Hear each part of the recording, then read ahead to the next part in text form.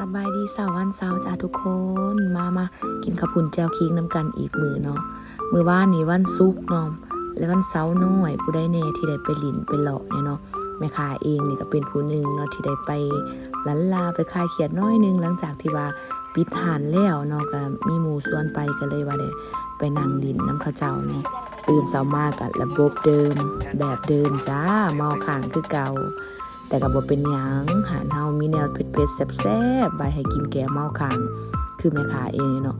ผู้ใดเป็นคือแม่ค้าเนี่ยเนาะเวลากินหยังแซ่บๆหรือกินหยังเผ็ดๆน่ะจะมาคั่นหัวคั่นหน้าไปซั่นน่ะบ่ฮู้ว่าเป็นหยังแบบ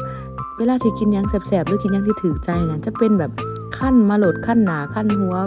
พอได้เกายิกๆย่องๆก็ซั่นแหละแต่ว่าที่จริงว่าคั่นบ่ก็บ่ค่ะมันเป็นเองเวลาที่เฮากินแนวเผ็ดนะทุกคนมื้อนี้ก็กินหลายแน่เนาะเพราะว่านี้ไปหลินแล้วบ่ได้กินหยังเลยบ่ได้กินแนวแกมเลย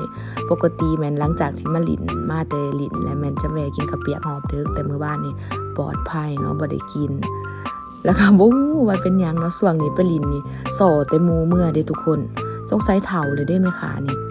มีแต่อยากเมื่อก่อนหมู่โลดคิดฮอดบ่นอนนะไปนั่งอยู่ห้านเขาก็คือว่าเจ้าอยู่แต่ว่าก็อยากไปแล้วทุกคนว่าแต่มีคนชวนนี่ก็อยากไปแบบสัญชาตญาณเฮาคนมักไปหลอกอันนะแต่ว่าบัดไปฮอดแล้วก็โอ้ยคือมากินฮอดบ่นอนแท้เนาะหิวข้าวแท้เนาะซั่นนะก็เลยว่าตื่นเช้ามาแล้วก็จัดเต็มสตริงเนาะข้าวปุ้นแจ่วขิงหานตัวเองแจ่วขิงเผ็ดๆหอมขิงเนาะปลาแดกตุ้งๆลวกผักใส่ลวกซีนลวกยอใส่และมื้อนี้แม่ค้ากินแต่ลวกซีนซื่อๆเนาะกับปิ้งไก่น้อยนึงเพราะว่าคืออยากแต่2อย่างบ่ได้กินแคบหมูบ่ได้กินปิ้งปลาหยังเนาะแต่ว่าคันสิให้แซ่บเนาะลูกค้าต้องมากินครบเซตเนาะสำหรับข้าวปุ้นแจ่วขิงสุดใหญ่ห่านเฮาแม่นจะได้ครบเซตเลยเด้อจะมีลวกผักลวกข้าวปุ้นถั่วงอกเขียบหมูปิ้งปลาปิ้งไก่จะได้ครบเซตในเมนูข้าวปุ้นแจ่วขิงเนาะแต่สำหรับสุดน้อยเนาะทางห่านเฮาแม่นจะให้แต่ลวกซีนลวกยอเด้อส่วนหลายคนเนาะมักเข้าใจผิดว่าสุดน้อยสุดใหญ่ต่างกันแต่เพียงปริมาณเนาะแต่ที่จริงบ่แม่นเด้อสำหรับสุดน้อยแม่นจะได้ลวกซีนลวกยอสุดใหญ่แม่นจะได้ครบเซตเลยเนาะสุดน้อยแม่นราคา 120,000 กีบสุดใหญ่แม่นราคา 350,000 กีบเนาะแต่ว่าสุดน้อยเฮาสามารถสั่งเพิ่มได้เนาะบ่ว่าจะเป็นปิ้งไก่หรือปิ้งปลาเพราะว่าลูกค้าบางคนก็อยากกินแต่ปิ้งปลาลูกค้าบางคนก็อยากกินแต่ปิ้งไก่เนาะเฮาสามารถสั่งแยกได้แม่ค้าขายให้เนาะว่าแต่ลูกค้าอยากได้หยังเฮาพร้อมให้บริการเนาะ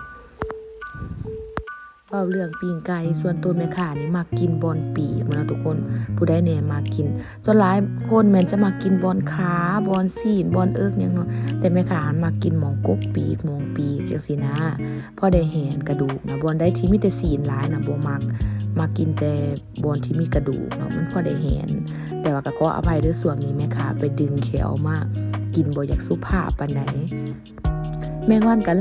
หลายจะเสร็จจะได้ทุกคนไผมีวิธีบอกแน่แม่ค้านี่ก็เฮ็ดทุกวิธีและตาม YouTube ตาม TikTok เพิ่นบอกแนวติดแมงวันก็ซื้อมาแหละแต่ว่าก็ยังบ่หมดไปเทื่อเนาะและก็บ่อนที่แม่ค้ากินมื้อนี้เองก็มันอยู่ในเรือนครัวเลยเนาะ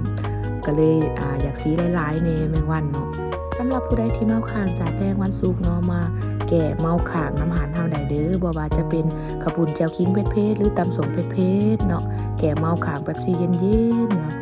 มักเพชรทั้งสิราคาแพงซำใดเนาะทางหารเฮาก็บ่หวั่นตำให้ลูกค้าคือเก่าจ้า